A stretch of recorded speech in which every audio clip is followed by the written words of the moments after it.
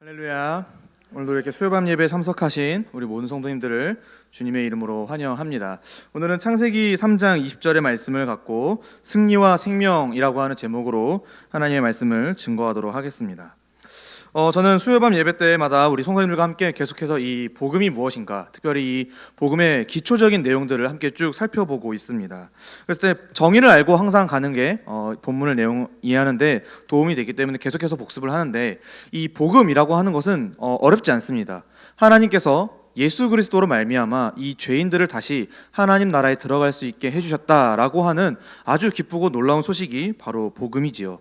그렇기 때문에 이 복음을 우리가 잘 이해하고 또 잘 믿기 위해서라도 우리가 하나님 나라가 무엇인지를 잘 알 필요가 있고, 특별히 이 창세기라고 하는 성경의 서론과도 같은 이 성경, 특별히 그 안에서도 1, 2, 3장을 통해서 이 하나님 나라가 무엇인지, 이 하나님 나라에서 하나님이 어떤 뜻을 갖고 계셨고 또 어떤 일이 일어났기 때문에 우리에게 이런 또 일들이 필요한가를 살펴보는 것들이 아주 유익한 일이라 생각이 듭니다. 그래서 이 창세기를 우리가 계속해서 세보니까 제가 한 반년 가까이를 거의 창세기 3장을 갖고 쭉 설교를 하고 있더라고요. 그래서 이런 것들을 우리가 좀 살펴볼 필요가 있는데, 우리가 그랬을 때 지난 시간까지 어떤 내용들을 좀 살펴봤을까 했을 때 하나님께서 뱀을 심판하시는 내용을 살펴보았습니다. 그러면서 여자의 후손을 약속해 주셨지요.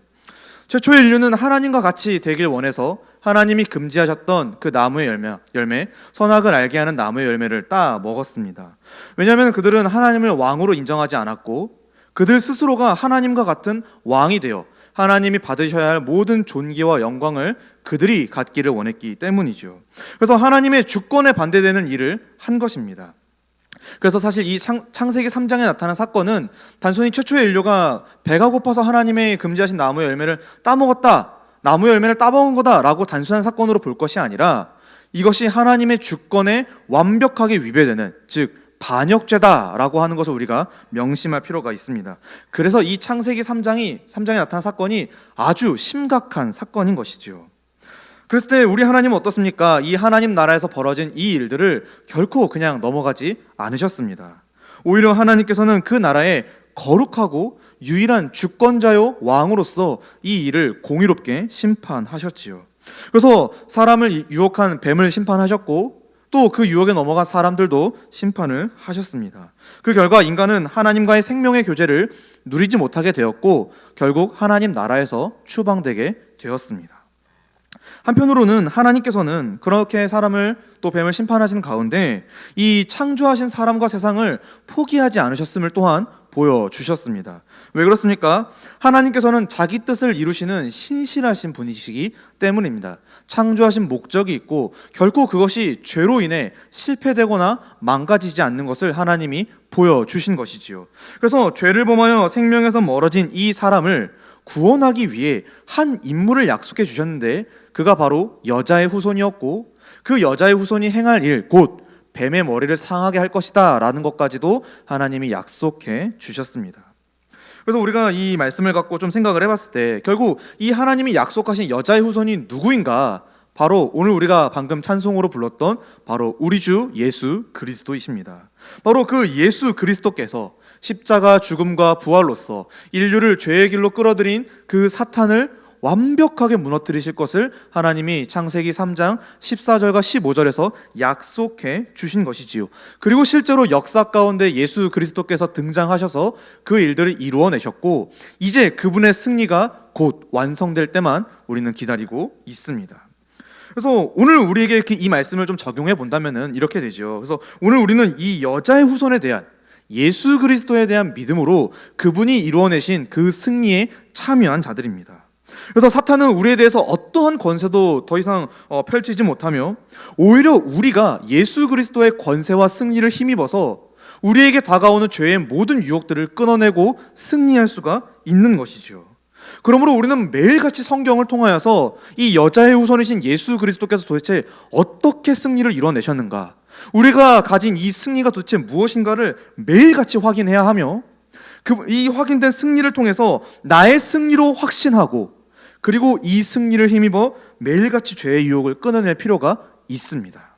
그래서 우리는 날마다 승리하신 예수 그리스도와 함께 승리하는 것, 이것이 바로 이 신약의 시대를 살아가는 백성들의 모습인 것입니다. 그래서 저와 우리 모든 성도님들, 이 승리하신 예수 그리스도와 함께 매일같이 승리하시는 은혜가 있기를 원합니다. 오늘은 지난 시간에 이어서 이 하나님께서 죄인들에게 베푸신 은혜 그 두 번째를 함께 살펴보도록 하겠습니다. 이제 안타까운 것이 하나 있는데 뭐냐면은 지난 시간에 제가 이 수요 예배 설교를 했는데 당일 방송실에 좀 문제가 생겨서 제 설교가 온전히 영상에 실리지가 못했습니다. 그래서 제가 들으면서 이거 어떻게 해야 되나라고 생각을 했는데, 그래서 오늘은 지난 시간에 했던 내용들과 함께 오늘 본문의 내용도 합쳐서 함께 하나님의 좀 뜻을 살펴보도록 하겠습니다. 그래서 좀 복습하는 의미에서 내용을 함께 14절과 15절을 살펴보고 오늘 말씀도 살펴보며 하나님의 은혜를 함께 묵상할 것인데요. 그래서 오늘 본문을 통해서 하나님의 큰 뜻을 발견하고 그 은혜에 잠기시는 우리 모든 성도님들이 되시기를 주님의 이름으로 축복합니다. 먼저 14절부터 함께 보도록 하겠습니다. 14절 15절의 내용은 그렇습니다. 하나님께서 죄를 범한 인류를 위해서 뱀을 심판하시는 가운데 여자의 후손을 약속해 주시는 장면이 됩니다. 그래서 14절에 보시면은 여호와 하나님이 뱀에게 이르시되 내가 이렇게 하였으니 내가 모든 가축과 들의 모든 짐승보다 더욱 저주를 받아 배로 다니고 살아있는 동안 흙을 먹을지니라. 여기서 하나님께서는 지금 인류를 유혹하여 죄의 길에 들어서게 한 그 원인 제공자인 뱀을 심판하고 계십니다. 하나님이 뱀에게 내리신 저주의 내용은 이제 배로 다니고 살아있는 동안 흙을 먹을 것이다 라고 하는 내용입니다. 이것은 단순히 하나님께서 이 뱀의 어떤 행동 모습을 생물학적인 변화를 말씀하신 것이 아니라 그가 명확하게 저주받은 자다, 저주받은 생물이다 라고 하는 것을 알려주고 계신 말씀인 것이죠. 즉, 이 뱀이라고 하는 존재, 바꿔 말하면 인류를 유혹한 사탄이죠. 이 사탄이 온 땅에 엎드려져 배로 다니며 흙을 먹어야 하는, 그래서 모든 피조물 중에서 가장 비천한 존재가 되었음을 이 말씀이 알려주고 있는 것입니다. 그랬을 때 하나님께서 뱀을 이토록, 심지어 성경에 표현하기로는 모든 가축과 들의 모든 짐승보다 더욱 저주하셨다 이렇게 말씀되어 있는데, 그렇게 하나님이 저주하신 까닭은 그가 한 일 때문입니다. 바로 인류를 유혹한 일이죠. 그래서 죄의 길로 유혹한 이 뱀의 행동으로 인류의 범죄가, 최초의 인류의 그 인간의 범죄가 정당화될 수는 없지만은 어쨌거나 하나님은 그들을 끌어들인 그 원인 제공자인 사탄을 지금 여기서 심판하고 계신 것을 우리는 분명히 보고 있습니다. 그래서 하나님이 지금 대적자요 원수인 사탄을 심판하고 계십니다. 사랑하는 성도님들, 이 14절 한 절은 하나님이 뱀을 저주하신 사건이지만 궁극적으로는 하나님이 이 사탄이라고 하는 존재를 어떻게 다스리실 것인가에 대한 그런 암시를 보여주고 있습니다. 곧 그 뱀을 배로 다니고 흙을 먹게 하신 것처럼 이 인류를 괴롭히는 사탄이라고 하는 존재를 비천하게 만드실 것이고, 결국 궁극적으로는 그를 영원한 지옥의 형벌에 넣으실 것임을 우리는 이 본문을 통해서, 그리고 성경 전체를 통해서 우리가 살펴볼 수가 있지요. 그래서 그날에 사탄은 모든 권세를 잃어버릴 것이고, 완전히 잃어버릴 것이고, 또 그를 따르는 거짓된 많은 자들도 그 사탄과 함께 하나님이 예비하신 지옥, 영원한 형벌에 처해지게 됨으로써 지금 이 14절에서 보인 상태보다 더 비참한 상태에 놓이게 될 것입니다. 반면에 우리 하나님의 성도들은 어떻습니까? 사탄은 비참해졌지만 우리는 오히려 더 존귀하고 또 승리를 누리게 되는 그런 존재들이 되는 것이지요. 그래서 우리에게는 사탄은 영원한 이 비참한 형벌이 주어졌지만은 우리에게는 영원한 승리의 면류관이 준비되어 있습니다. 그래서 우리가 참으로 복되다라고 말할 수가 있는 것이지요. 이제 15절 말씀을 좀 보도록 하겠습니다. 내가 너로 여자와 원수가 되게 하고 내 후손도 여자의 후손과 원수가 되게 하리니. 여기서 하나님께서 분명하게 두 어떤 대상을 대조시키는 것을 우리가 살펴볼 수가 있습니다. 여자의 후손과 뱀의 후손이 갈등, 어떤 반목의 관계를 갖게 되는 것이지요. 즉 원수 관계가 되는 것입니다. 그래서 하나님이 말씀하신 대로 이 인류의 역사는 크게 두 부류로 나뉘게 됩니다. 여자의 후손에 속한 하나님의 백성들과 뱀의 후손에 속한 사탄의 백성들, 즉 사탄의 통치를 받는 자들이지요. 그래서 하나님은 이 두 그룹 사이에 반드시 갈등이 있을 것을 지금 여기서 말씀해 주셨습니다. 그리고 실제로 오늘까지도 이 두 그룹 사이에는 우리가 알지 못하는 묘한, 눈에 보이기도 하지만은 눈에 보이지도 않는 어떤 그런 갈등이 있는 것을 우리는 보게 됩니다. 그래서 이런 측면에서 우리가 이 말씀을 좀 생각했을 때 이 하나님의 백성들이 세상에 많은 믿지 않는 자들과 섞여 살지 못하는 것은 어쩌면 당연한 일일지도 모르겠습니다. 왜냐하면 하나님이 그렇게 정하셨기 때문이죠. 그래서 삶의 모든 영역에서 하나님을 믿는 사람과 믿지 않는 사람은 결국 대립할 수밖에 없는 것입니다. 물론 그렇다고 해가지고 이런 세상의 구조이기 때문에 하나님이 정하신 질서이기 때문에 우리가 세상을 떠나 살아야 하는 것은 아닙니다. 단지 하나님께서는요, 우리를 위해서, 우리 백성들을 위해서 그들과 섞여 살지 못하도록 이러한 갈등 구조, 어떤 섞일 수가 없는 구조를 만드셨음을 우리가 생각해 보는 것이지요. 그러므로 우리는 생각해야 합니다. 이 세상에 우리가 섞여 살지 못하는 것, 우리가 저 믿지 않은 자들과 함께 어울리지 못하는 것을 우리는 자연스럽게 그리고 당연하게 여겨야 하는 것이죠. 왜냐하면 그게 하나님이 정하신 질서이기 때문에 그렇습니다. 그래서 세상으로부터 비난과 질타를 받을지도 모르겠습니다. 하나님을 믿는 것 때문에요. 그러나 그것은 매우 당연한 일입니다. 왜냐하면 하나님이 그렇게 정하셨기 때문이죠. 그래서 신앙 때문에 여러 가지 어려움을 겪게 되지만은 우리는 태연하게 그런 것들을 받아들여야 합니다. 그렇구나 라고요. 그들은 나를 핍박하고 조롱하고 비난할지라도 그렇구나. 이것이 하나님이 오히려 나를 보호하시는 방법이구나. 그렇게 하나님 우리를 아끼고 계시구나 라고 우리는 생각할 필요가 있는 것이지요. 그래서 이런 것들을 생각해 볼 수가 있고, 한편으로는 그렇다고 해서 이 세상의 유혹에 넘어가서도 안 됩니다.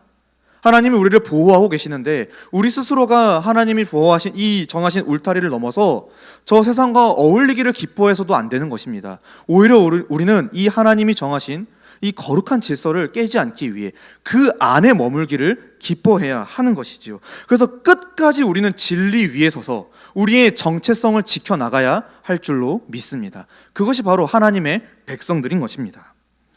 뒷부분을 함께 읽어보도록 하겠습니다. 여자의 원수가 되게 하리니 여자의 후손은 내 머리를 상하게 할 것이요 너는 그의 발꿈치를 상하게 할 것이니라 하시고, 이제 여기서 하나님께서 여자의 후손이 어떤 일을 할 것이다 라고 말씀해 주시는데, 그 여자의 후손은 어떤 일을 합니까? 바로 뱀의 머리를 상하게 하는 일입니다.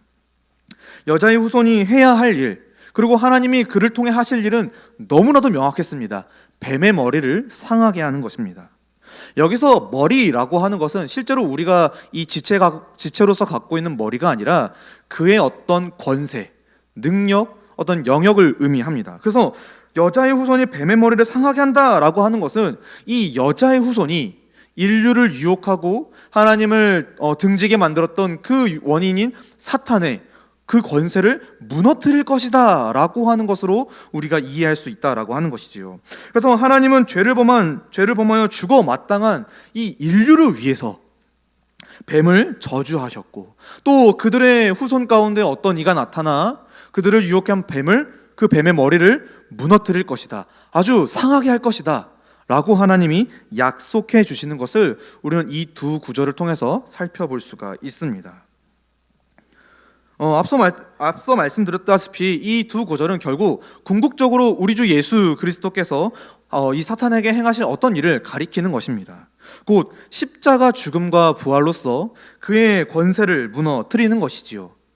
그리고 이 일은 이미 역사 가운데 일어났습니다. 왜냐하면 예수님께서 실제로 이 땅에 우리와 같은 육체를 입고 오셨고, 그래서 그 육체로 십자가에 달려 죽으셨으며 부활하셨기 때문입니다. 그래서 하나님이 정하신 때에 이 일들이 다 이루어졌고 이제 완성만을 남겨놓고 있는 상황입니다. 즉 그분은 이미 승리하셨고 이제 그 승리는 곧 완성될 것입니다. 이미 인류를 향한 하나님의 은혜가 주어졌고 이제 그 은혜가 완성될 것입니다. 그래서 골로새서 2장 15절 말씀에 통치자들과 권세들을 무력화하여 드러내어 구경거리로 삼으시고 십자가로 그들을 이기셨느니라. 이미 예수 그리스도께서, 여자의 후손이신 예수 그리스도께서 이미 이기셨습니다. 이미 승리하신 것입니다. 구약시대의 백성들은 이 여자의 후손, 하나님이 약속하신 이 인물이 오기만을 기다렸습니다. 그리고 이 이야기는 훗날 메시아라고 하는 이름으로 불려지게 되지요. 그런데 오늘 우리는 어떻습니까? 이미 오신 여자의 후손, 이미 오신 메시아를 보고 있고 또 그분의 말씀을 듣고 있으며 그분이 보내주신 성령을 따라 하나님의 뜻에 순종하며 살고 있는 것입니다. 그래서 우리 새 시대의 백성들, 새 언약 백성들, 신약의 백성들은 이 구약 시대보다 더 놀라운 은혜를 받아 누리고 있는 것이고, 그래서 우리는 매일같이 부어진 이 은혜들을 깊이 묵상할 필요가 있는 것입니다. 예수 그리스도의 승리를 매일같이 묵상하고 기억하며 그것을 의지하며 살아가는 것, 이것이 바로 새 시대 새 언약 백성의 모습인 것입니다. 그래서 우리는 승리하신 이와 또 그를 보내신 하나님 아버지를 찬송할 수밖에 없는 것이지요. 이렇게 해서 오늘 우리가 14절과 15절에 지난 시간에 봤던 말씀들을 함께 좀 살펴보았습니다. 이제 오늘 본문이 20절을 함께 좀 살펴보도록 하겠습니다. 아담이 그의 아내의 이름을 하와라 불렀으니 그는 모든 산자의 어머니가 됨이더라. 아담은 이 하나님이 하신 모든 심판의 말씀을 들은 후 자기의 아내의 이름을 하와 곧 생명이라는 이름으로 짓게 됩니다. 여기서 좀 특이한 것은 아담이 자기 아내의 이름을 짓는 시기입니다. 그가 하나님의 모든 심판의 말씀을 듣고 아내의 이름을 지어줬습니다. 이것이 좀 성경을 읽을 때 낯선 부분이죠. 사실 이 여자, 그러니까 아담의 아내는 이전까지 별다른 이름을 갖지 않았고 또 등장하지가 않습니다. 굳이 이름이 등장한다면은 창세기 2장 23절에 아담이 이르되 이는 내 뼈 중에 뼈요 살 중에 살이라 이것을 남자에게서 취하였은즉 여자라 부르리라. 그러니까 굳이 이름을 붙였다면은 여자 정도였는데 지금 아담이 이 20절에서 어떤 일을 하냐면은 그 여자의 이름을 하와라 명명하는 것을 우리가 볼 수가 있습니다. 그래서 이 그녀의 이름이 등장한 시기, 타이밍이 참 독특한 것이죠. 왜 그렇습니까? 아담이 하나님의 심판을 다 들은 후에, 우리 성도님들 말씀을 보시면 알겠지만 16절부터 19절까지가 하나님이 어떤 저주의 말씀을 내리시는데 그 말씀 다음으로 이 아담이 자기의 아내의 이름을 하와라고 짓고 있기 때문에 시기가 참 독특한 것 같습니다. 그래서 우리는 어떤 이유에서 이 아담이 아내의 이름을 짓지 않았는지, 그 전까지 그녀의 이름이 구체적으로 등장하지 않았는지를 성경은 설명해 주지는 않지만 중요한 것은 심판 이후에 그녀의 이름이 등장했다라고 하는 부분을 우리가 좀 주목할 필요가 있습니다. 그랬을 때 그녀의 이름은 무엇입니까? 하와입니다. 그리고 그 뜻은 생명이라고 하는 뜻이 되는 것이죠. 앞서 말씀드렸듯이 16절부터 19절까지는 이 하나님의 저주의 말씀이 등장합니다. 사형 선고와도 같은 말씀이지요.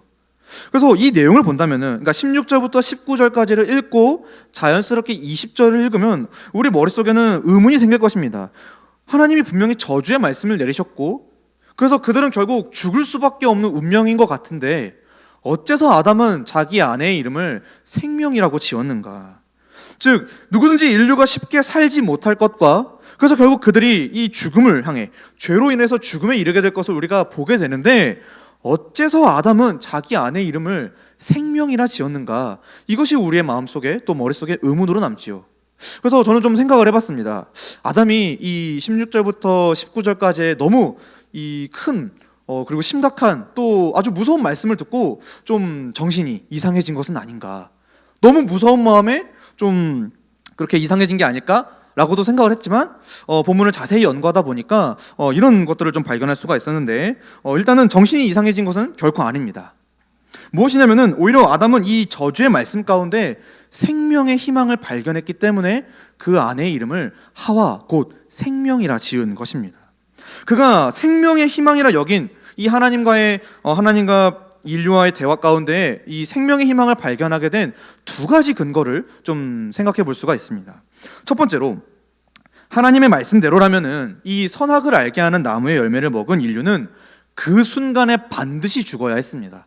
왜냐하면 하나님께서 창세기 2장에 말씀하시기로 그 나무의 열매를 먹으면 반드시 죽으리라 라고 말씀하셨는데 실제로 하나님께서는 그들을 반드시 죽게 내버려 두지 않으셨습니다.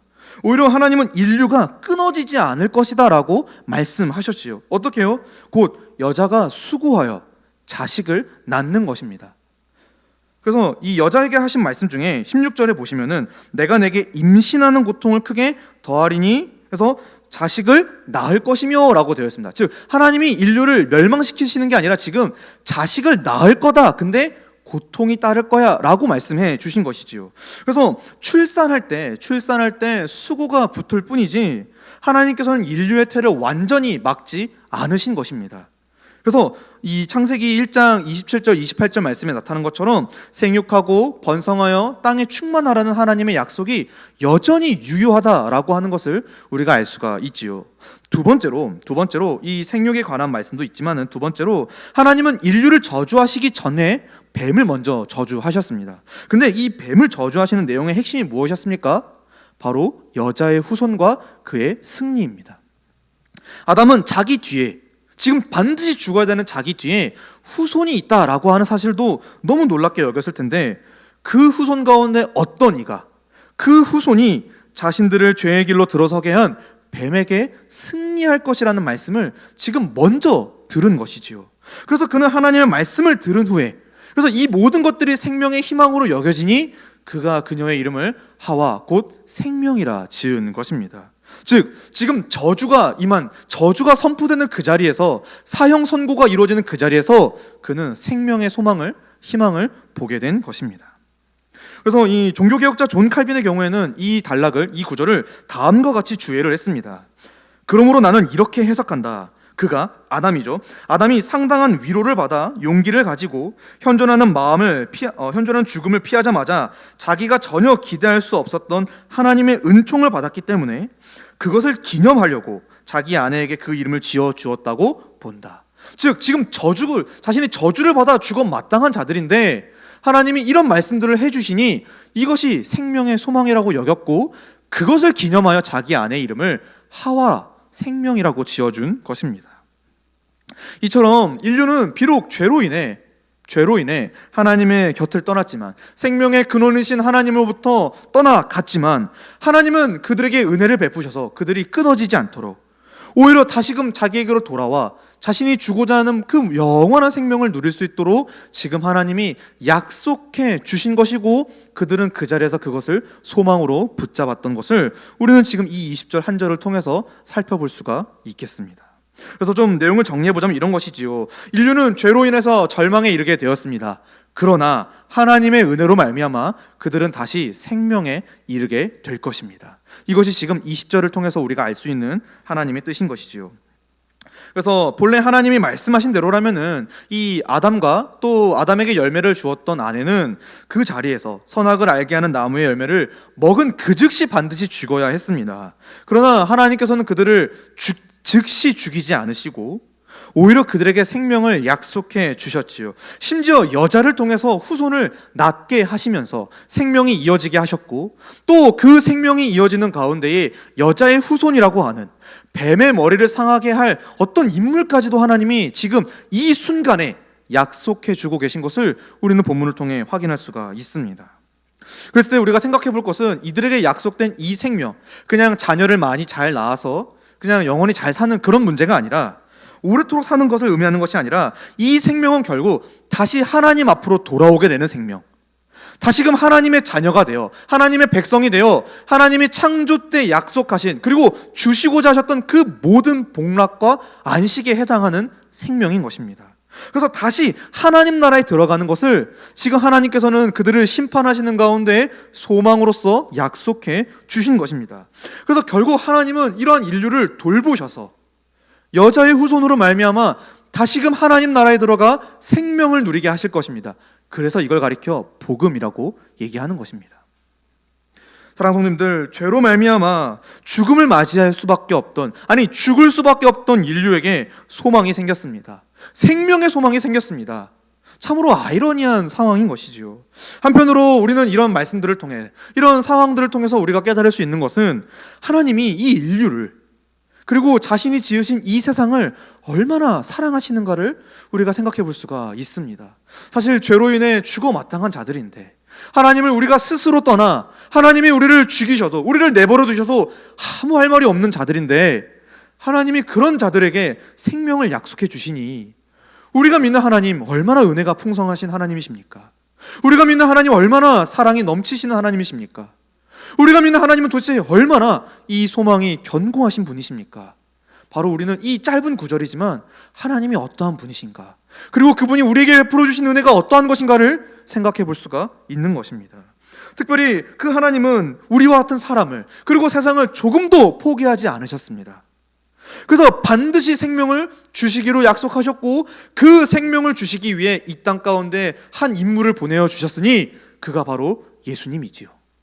바로 우리 주 예수 그리스도께서 하나님의 그 은혜와 사랑의 절정으로서 이 땅에 오셨고 그 사랑을 십자가 죽음과 부활로서 이루어 내신 것입니다. 우리가 그걸 지금 믿고 있는 것이지요. 그래서 우리에게 그 은혜, 하나님의 은혜가 여자의 후손이신 우리 주 예수 그리스도로 말미암아 주어졌습니다. 예수 그리스도께서 승리하셨고 이제 우리에게 생명을 주셨습니다. 그러므로 우리는 그분을 찬송해야 될 줄로 믿습니다. 사도 요한은 자신의 서신 요한 1서에 다음과 같이 설명을 했습니다. 요한 1서 5장 11절 12절 말씀에 또 증거는 이것이니 하나님이 우리에게 영생을 주신 것과 이 생명이 그의 아들 안에 있는 것이니라. 아들이 있는 자에게는 생명이 있고 하나님의 아들이 없는 자에게는 생명이 없느니라. 그래서 아들을 통해 그 여자의 후손이신 예수 그리스도를 통해 우리에게 지금 생명을 주고 계신 것입니다. 바로 그분이 우리가 믿는 하나님이신 것이죠. 사랑하는 성도님들, 우리가 이 14절과 15절 그리고 20절 짧은 세 구절을 함께 살펴보았습니다. 그러면서 하나님의 은혜를 좀 풍성하게 한번 생각해 보았는데 오늘 우리가 나눈 내용을 크게 두 가지로 나누자면 이것입니다. 여자의 후손이 우리를 위해 승리하신 것과 우리에게 생명을 주신 이 두 가지 내용이지요. 이것을 함께 한 메시지, 하나의 큰 원리로 묶어서 성경 전체를 통해서 좀 함께 살펴보고자 하는데 그것은 이것입니다. 하나님이 약속하신 여자의 후손은 자기 백성을 위해 승리하실 뿐만이 아니라 생명을 주시는 분이다 라고 하는 것을 우리가 굳게 붙잡아야 하는 것입니다. 사랑하는 성도님들, 예수 그리스도께서 여자의 후손으로서 하나님의 아들이신 그가 바로 사탄에게 승리하신 그분이십니다. 그래서 하나님은 최초의 인류가 죄를 범한 그 순간에도 그리고 그 이후에도 여전히 인류의 역사를 다스리길 원하셨습니다. 그리고 다스리셨지요. 이때 하나님의 이 다스림의 1차적인 목표가 무엇이냐면은 하나님이 여기서 약속하신 여자의 후손의 등장입니다. 즉 여자의 후손을 보내는 것이 하나님의 1차적인 목표였던 것이지요. 그래서 가깝게는 4장에서부터 또 멀게는 12장에서부터 시작된 이 구약시대는 바로 이 약속이 이루어지기 위한 하나님의 구원의 역사였다라고 하는 것이 성경의 증언인 것입니다. 이걸 가리켜 구속사라고 얘기를 합니다. 그래서 하나님께서 지금 이 구약시대, 구약 성경을 통해서 자신의 구속사를 진행하셨습니다. 그래서 우리가 이 구약 성경을 읽을 때 그저 어떤 이스라엘이라고 하는 한 민족, 한 나라의 흥망성쇠로에 가득한 이 이야기처럼 보이지만 실제로는 이 구약 성경 자체가 하나님의 약속이 이루어지는, 하나님의 뜻이 성취되어져 가는 그 과정을 다룬 구원의 역사 책인 것입니다. 이런 측면에서 우리가 이 구약 성경을 읽을 때 각각의 사건들을 이 예수 그리스도와 함께 생각해서 읽는 것이 아주 유익합니다. 그래서 이 내가 읽고 있는 구약의 어떤 사건이 오실 예수 그리스도, 오실 메시아와 어떤 상관이 있는가, 이런 것들을 염두에 두면서 우리가 구약 성경을 읽어야 한다라고 하는 것이지요. 그래서 왜 그렇습니까? 구약 성경 자체가 이 메시아를 향한, 여자의 후손을 향한 하나님의 구원 역사에 해당하기 때문에 그렇습니다. 그래서 모든 사건을 통해서 우리는 예수 그리스도를, 또 그분의 은혜를 발견할 수가 있는 것이고, 그럴 때 우리에게 참으로 은혜가 되는 것이지요. 대표적으로 출애굽 사건이 그러합니다. 하나님께서 이 여자의 후손을 통하여 승리하실 사건이 이 출애굽 사건에도 나타나 있는 것이죠. 이 출애굽 사건이 무엇입니까? 하나님이 세우신 한 지도자, 한 인물이 하나님의 백성을 유월절 어린 양의 죽음으로 말미암아 대적자, 지배자 바로의 손에서 건져내신 사건이 출애굽 사건 아닙니까? 이것이 바로 예수 그리스도께서 행하실 어떤 일, 그 일과 관련되어 있는 것이지요. 즉 하나님이 준비하신 예수 그리스도께서 하나님의 백성들을 그의 죽음으로 말미암아, 그의 부활로 말미암아 사탄, 곧 죄와 사망의 권세에서 건져내시는 이 일로서 우리가 출애굽을 바라볼 수가 있는 것이지요. 그래서 구약 성경은 특별히 이 예수 그리스도에 관한 이야기로 가득 차 있습니다. 그리고 성경은 이걸 가리켜 하나님의 사랑이었다라고 선언을 합니다. 그래서 그 사랑이 구약 시대에도 아주 조금 나타났고, 이제 신약 시대, 예수님 시대에 나타나서 구체적으로 밝혀지게 된 것입니다. 그래서 마침내 때가 되어서 하나님의 섭리 아래서 그 사랑을 아주 사랑의 절정이신 그 한 인물이 등장했으니 바로 예수 그리스도이십니다. 구약 백성들이 그렇게 기대했던 여자의 후손, 그가 마침내 오신 것이지요. 그분은 하나님의 아들이면서 우리와 같은 모양으로 이 땅에 출생하셨습니다. 그리고 우리들을 대신하여, 우리들을 대표하여 어떤 일, 그 뱀의 머리를 상하게 하는 그 일을 감당하심으로써 자기 백성을 사로잡고 있던 이 사탄, 곧 죄와 사망의 권세를 완전히 무너뜨리신 것을 우리는 볼 수가 있는 것이지요. 그리고 그 일은 무엇입니까? 결국 십자가 사건입니다. 예수 그리스도께서 십자가 죽음과 부활로써 이 뱀의 머리를, 사탄의 권세를 아주 박살내신 것이 바로 이 신약의 증언인 것이지요. 그래서 히브리서 기자가 다음과 같이 기록을 했는데 2장 14절 말씀에 자녀들은 혈과 육에 속하였음에 그도 또한 같은 모양으로 혈과 육을 함께 지니심은 죽음을 통하여 죽음의 세력을 잡은 자 곧 마귀를 멸하시며, 그 권세를 무너뜨리러 바로 이 예수 그리스도께서 이 땅에 오신 것입니다. 그랬을 때 우리가 생각해 볼 것은 이 예수님의 십자가 죽음과 부활이 역사적인 사건이라는 것을 믿어야 한다라고 하는 것이지요. 단순히 종교적 신화가 아니라 정말 실제로 역사 가운데 펼쳐진 하나님의 구원의 일이라는 것을 우리가 믿어야 하는 것이고, 또 그 사건으로 말미암아 죄와 사망의 권세가 단번에 무너뜨려졌음을, 우리가 이제는 다시금 하나님께 나아가 하나님이 약속하신 생명을 누릴 수 있는 길이 열렸음을, 그렇게 열어놓은 아주 위대한 사건이라는 것을 우리는 믿어야 하는 것입니다. 그분이 이루신 일로 말미암아 사탄은 무너졌습니다. 그 권세를 잃어버렸고 더는 더 이상 이제 하나님의 백성들을 다스리지 못하게 되었으며, 결국 자기를 따르는 일과 함께 그 마지막 날에는 영원한 심판을 받게 될 것입니다. 그러나 우리는 예수 그리스도로 말미암아 죽음의 통치에서 벗어난 줄로 믿습니다. 그러므로 사도 바울이 이렇게 말합니다. 고린도전서 15장 55절 56절에 사망아 너의 승리가 어디 있느냐? 사망아 내가 쏘는 것이 어디 있냐? 사망이 쏘는 것은 죄요 죄의 권능은 율법이라. 더 이상 사단은 우리를 정죄하지 못합니다. 예수 그리스도께서 승리하셨기 때문에 더 이상 우리를 어떻게 할 수가 없습니다. 우리는 승리한 자들의, 승리한 이의 백성들입니다.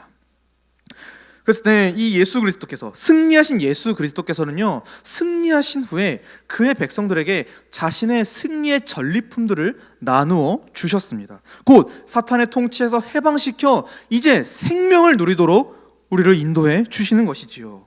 그래서 예수 그리스도께서 행하신 어떤 그런 일들은 단순히 죄와 사망을 이겼다라고 하는 선언에 그치지 않습니다. 우리를 위한 실제적인 승리였다 라는 것을 우리가 좀 생각해 볼 필요가 있는 것이지요. 그래서 우리 역시도 그리스도와 함께 죄에 대해서 승리하였습니다. 그 결과 우리를 얽매이고 있던 모든 죄의 권세가 사라졌고, 이제는 예수 그리스도 안에서 참된 자유와 생명을 누리는 자들로 우리가 변화된 것입니다. 이전에는 죄의 통치에 억눌려 죄를 지을 수밖에 없었지만 이제는 그 통치에 벗어나 하나님을 위하여, 하나님을 향하여 의에 순종하는 자들로 예수 그리스도께서 승리하여 주신 것입니다. 그래서 로마서 6장 18절에 우리가 죄로부터 해방되어 의에게 종이 되었다. 로마서 8장 1절부터 2절에 그러므로 이제 그리스도 예수 안에 있는 자에게는 결코 정죄함이 없나니 이는 그리스도 예수 안에 있는 생명의 성령의 법이 죄와 사망의 법에서 너를 해방하였습니다. 우리가 해방된 것입니다. 자유와 생명이 그리스도로부터, 그리스도 안에서 우리에게 주어진 것이지요. 이를 가지고 이제 레온 모리스라고 하는 신학자는 다음과 같이 또 해설을 하는데, 이 모든 것을 살펴볼 때 바울이 여러 면에서 구출, 즉 구원을, 이 해방을 구속의 중요한 단면으로 여기고 있음이 분명하다. 성도들을 잡아매는 것이 아무리 많고 그들이 사용하는, 이 죄와 사망이 사용하는 수단이 아무리 강력한 것이라고 해도 바울은 그 모든 것이 무력하다고 말한다. 그리스도께서는 이 모든 것에서 당신의 백성들을 구원하셨기 때문이다. 우리를 완전히 구원해 내신 것입니다. 그러므로 성도는 그리스도 안에 있으므로 더는 죄의 지배를 받지 않습니다. 바꿔 말하면 더는 죄에 합당한 열매, 그 죽음에 합당한 열매를 맺지 않는 것이, 그걸 맺지 않을 수 있는 존재가 되게 하신 것입니다. 도리어 우리의 존재 자체가 그리스도께 속하였으므로 그 지체를 사용하 이제 뭐합니까? 의에 합당한 열매, 생명의 열매를 맺는 것입니다. 그래서 그리스도께서 요구하시고 그리스도께서 기뻐하시는 열매, 생명의 열매를 맺는 자들이 바로 우리인 것이지요. 그리고 그 몸으로 하나님이 기뻐하시는 영적 예배, 로마서 12장 1, 2절에 나오는 그 영적 예배를 우리가 이제는 드릴 수가 있는 것이고, 이것이 바로 구속받은 성도의 모습인 것입니다. 사랑하는 성도님들, 우리는 구속받은 백성들입니다. 믿음으로 그리스도 안에 있으며 그분이 취하신 승리와 그분이 주시는 모든 생명의 복을 누리는 자들입니다. 더 이상 어떠한 것도 우리를 막을 수가 없고 우리를 얽매일 수가 없습니다. 우리는 예수 안에서 참으로 자유합니다. 이제는 생명의 열매를 맺을 수 있습니다. 그리스도께서 주시는 승리와 자유로 말이죠. 이전까지는 이 죄의 열매를 맺었다면 이제는 생명의 열매를 맺는 것입니다. 그리고 우리를 통하여 생명이 생명을 낳고, 그래서 이 땅 가운데 하나님의 생명을 아주 풍성하게 드러내는 것이지요. 그것이 바로 그리스도께서 승리하여 우리에게 생명을 주신 목적인 것입니다. 그렇다면 과연 하나님의 백성들은 어떤 생명의 열매를 맺을까요? 우리는 도대체 어떤 열매를 맺게 되는 것일까요? 그랬을 때 사도 바울은 갈라디아 교회에 편지를 쓰면서 성령의 9가지 열매를 말합니다. 그리고 이 9가지 열매의 궁극적인 목표는 무엇이냐면은 바로 율법의 2가지 요구였던, 율법의 2가지 큰 뜻이었던 하나님 사랑과 이웃 사랑으로 이어지게 됩니다. 즉 하나님을 사랑하고 이웃을 사랑하는 그 생명의 일을 우리가 이제는 할 수 있게 되었다라고 하는 것이지요. 바로 그리스도께서 승리하여 우리에게 생명을 나누어 주셨기 때문입니다. 그래서 우리가 생명을 누리는 자로서 그 생명을 실현하며 생명을 나타내며 생명을 낳게 되는 아주 그 귀한 일에 우리가 참여하게 된 것이지요. 이렇게 하나님이 이 창세 때 인류가 죄를 범한 그 순간에 약속해 주셨습니다. 약속해 주신 우리 하나님을 찬송하기를 원합니다. 말씀을 맺습니다. 사랑하는 성도님들, 오늘은 하나님이 이 죄를 범한 인류에게 약속해 주신 그 약속의 내용과 결과에 대해서 함께 살펴보았습니다. 하나님은 죄인들을 위해서 이 여자의 후손을 약속해 주셨습니다. 그리고 그들을, 하나님의 백성들을 대신하여 이 사탄의 권세를 무너뜨릴 것도 약속해 주셨습니다. 더 나아가 인류가 이제 그로 말미암아 생명을 얻게 될 것도, 생명을 다시금 누리게 될 것도 하나님이 소망으로서 붙잡도록 인도해 주셨습니다. 그러한 하나님의 약속이, 그러한 하나님의 소망이 이미 2000년 전 역사 가운데 이루어졌고, 오늘 우리에게 성령으로 나타나 우리 가운데 믿어지게 하시며 이제 그 승리와 생명이 완성될 날만을 우리는 기다리고 있습니다. 실패와 저주를 승리와 생명으로 바꾸신 우리 삼위일체 하나님께 모든 영광을 돌리는 저와 성도님들 되기를 원합니다. 그래서 한 가지만 좀 적용하고 우리가 말씀을 마치기를 원합니다. 사랑하는 성도님들, 계속해서 강조하지만 우리는 이미 그리스도 안에서 승리하고 생명을 얻은 자들입니다. 그리고 그것들이 곧 완성되기를 기다리고 있을 뿐입니다. 따라서 우리는 이 땅에서부터 그 나라에 들어가기 전까지 이 땅에서부터 그 승리와 생명을 확신하며 그 생명의 열매를 나타내야 하는 것입니다. 왜냐하면 주께서 열매로 그들을 알리라 라고 말씀하셨기 때문이지요. 우리에게 확신이 있고 그 확신에 합당한 열매가 있어야 할 줄로 믿습니다. 그래서 성도는 그리스도 안에서 얻은 승리와 생명을 확신하고 그 승리와 생명을 힘입어 날마다 생명의 열매를 맺어야 하는 것이지요. 사랑하는 분들, 어떻습니까? 우리는 날마다 이 그리스도의 승리를 말씀을 통하여 기억하고 있습니까? 그것들을 정말 마음에 품으며 나의 승리로 믿으며 살아가고 있습니까? 더 나아가 그분의 승리를 힘입어 날마다 매일 내 삶의 모든 순간에서 죄의 유혹을 끊어내기를 힘쓰고 계십니까? 또한 우리 성도님들, 저를 포함해서 우리의 삶에는 생명의 열매가 풍성하게 나타나고 있습니까?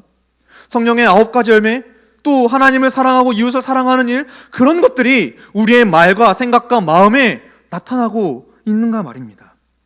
또 내가 받은 이 생명을 다른 이들에게도 적극적으로 전하는 일을 우리가 하고 있습니까? 사랑하는 성도님들, 생명이 생명을 낳는 것입니다. 우리는 그리스도께 받은 승리와 생명을 나눠줘야 합니다. 그게 진리를 수호하고 영혼을 구원하는 교회가 아니겠습니까? 우리는 생명을 품어야 되고 생명을 낳아야 될 줄로 믿습니다. 아무쪼록 이번 한 주 동안 우리 성도님들, 그리스도 안에서 이 생명의 열매를 맺는 일에 승리하시는 그런 은혜가 이번 한 주 가운데 가득하기를 주님의 이름으로 간절히 축복합니다. 기도하겠습니다. 하나님 아버지, 오늘 우리에게 귀한 말씀과 교훈을 허락해 주셔서 감사합니다. 본문을 통하여 하나님이 약속하신 인물 곧 여자의 후손이신 예수 그리스도께서 우리를 위해 승리하신 것과 우리에게 생명을 허락해 주신 것을 깨닫습니다. 그리스도 안에서 허락받은 이 승리와 생명을 굳게 믿도록 도와주시고 이 은혜를 따라 날마다 죄와 싸워 승리하며 생명의 열매를 맺게 하옵소서. 감사드리며 예수님의 이름으로 기도합니다. 아멘.